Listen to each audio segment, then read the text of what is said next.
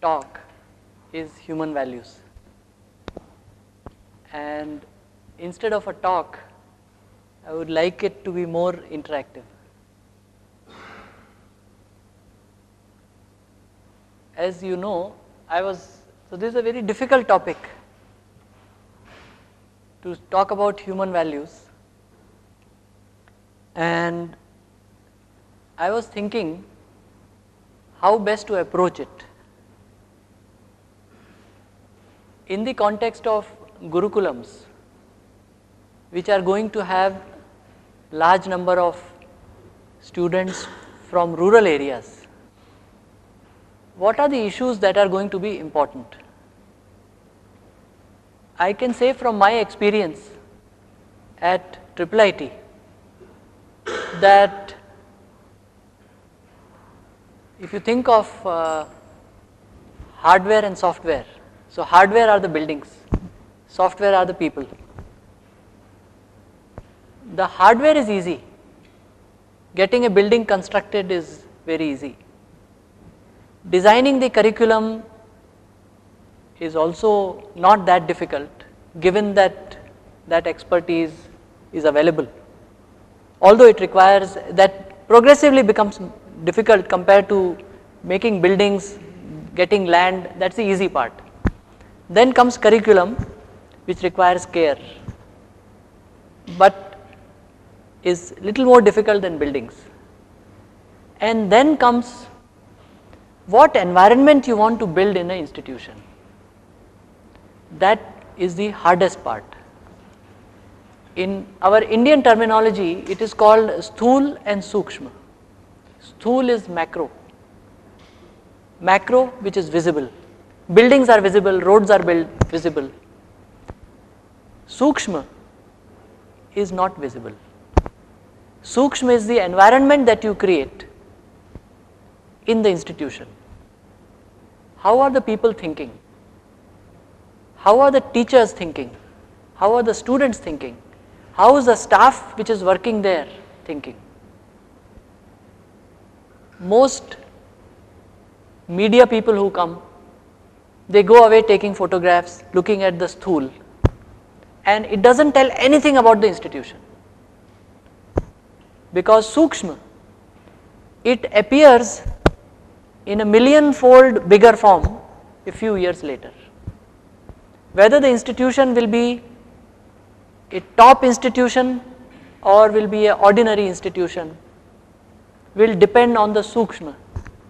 Sthul has a role, its role is well defined, well understood. To have a classes, you should have classrooms, you should have a good place. If you want to have a lab, it should have certain equipment. If the lab is in the natural surroundings, you should have natural surroundings. Those are Sthul, easy to see. Sukshma is very hard to see. So what goes in building an institution? And what I would like to submit here is that human values go into building an institution. And that is why, because this lecture is on Sukshma, it is very difficult to give it. Okay. So you have to correct me, you have to tell me, if you have questions you should ask. If you think a point needs elaboration or this point is not relevant, you should say so. So what are the elements which go into building an institution, which are Sukshma? And I would say self-confidence, Atmavishwas. So the institution should be so designed that people in there feel self-confident. They feel that they are empowered. They can do what they want. So this notion is ultimately going to decide whether the institution that you are building will fly, will accomplish its goals of a high order, or will fail to accomplish its goals. Now when we talk of self-confidence, it has to come at all levels of the institution.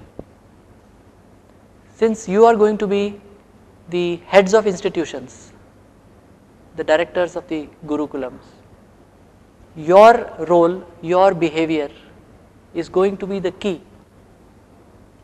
How people will perceive themselves, the way youth see things.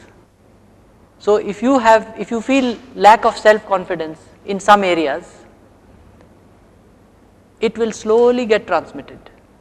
Sukshma gets very easily transmitted, that's the other part. Sthul doesn't get transmitted. If you want another building, you have to build another one. Old building is there, that's not going to create a new building.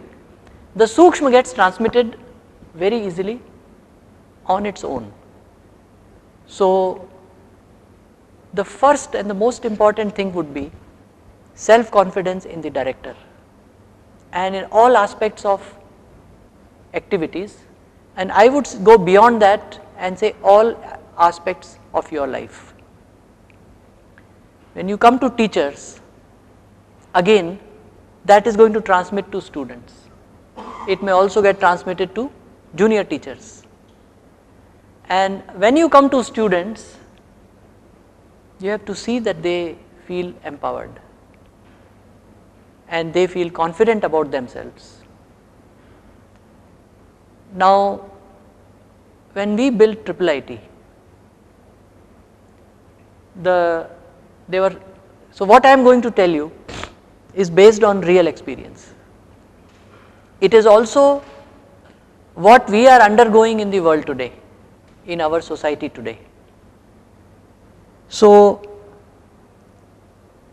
today students are under tremendous peer pressure. So they are very conscious about what they feel, what they dress. Okay. And if you talk to a student, he says, no, I don't care what I dress. Okay. And this is actual interaction, testing we have done with our own students. They say, sir, I don't care about what I dress. And then we present to him a scenario. And we tell him, suppose you are invited to a party. You go to a party. And as you approach the venue of the party, you see everybody very well dressed, expensive clothes. You are wearing very ordinary clothes. What would you do? So you get mixed answers. Quite a few people, so the question is, would you go inside or go back? Quite a few people say, no, I would not enter, I would go back. Some others would say, no, I don't care, I will enter. Then we change the scenario. That there is a party, everybody is wearing jeans, certain kinds of shoes, certain kinds of branded clothes. You have come with very ordinary clothes. Would you go in? They fall flat. They say, no, I would not go in. I'll go back. No, this is an in crowd. I am not part of the in crowd. This we call as peer pressure and lack of self-confidence. Now, frequently people are comparing themselves with others, and young people are comparing themselves with other young people. So whatever is considered as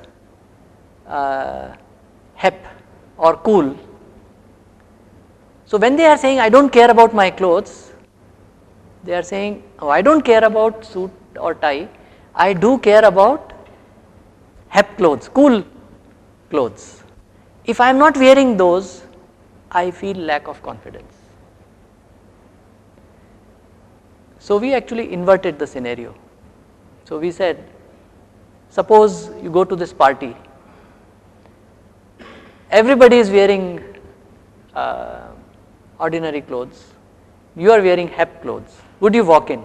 Said, yes, we would walk in.